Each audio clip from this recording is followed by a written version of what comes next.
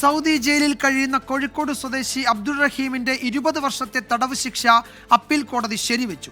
ശിക്ഷ കൂട്ടണമെന്ന പ്രോസിക്യൂഷന്റെ ആവശ്യം കോടതി തള്ളി.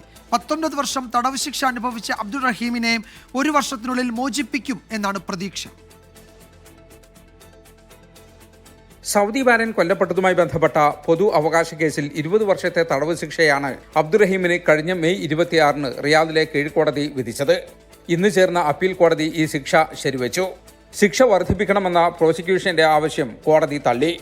19 വർഷം തടവ് ശിക്ഷ അനുഭവിച്ച പശ്ചാത്തലത്തിൽ അബ്ദുറഹീമിനെ ഉടൻ മോചിപ്പിക്കണമെന്ന പ്രതിഭാഗത്തിന്റെ ആവശ്യവും കോടതി തള്ളി. റിയാദിലെ നിയമസഹായ സമിതിയാണ് ഇക്കാര്യം അറിയിച്ചത്. 20 വർഷം പൂർത്തിയാകുന്ന മുറയ്ക്ക് 1 വർഷത്തിനുള്ളിൽ അബ്ദുറഹീമിനെ മോചിപ്പിക്കുമെന്നാണ് സൂചന. എന്നാൽ ശിക്ഷാവിധിയുമായി ബന്ധപ്പെട്ട് മേൽക്കോടതിയെ സമീപിക്കാൻ പ്രോസിക്യൂഷനും പ്രതിഭാഗത്തിനും ഇനിയും അവസരമുണ്ട്.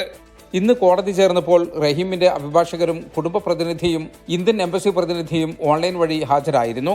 2006-ലാണ് സൗദി ബാലൻ കൊല്ലപ്പെട്ട കേസിൽ കോഴിക്കോട് ഫറൂഖ് സ്വദേശി അബ്ദുറഹീം ജയിലിലാകുന്നത്.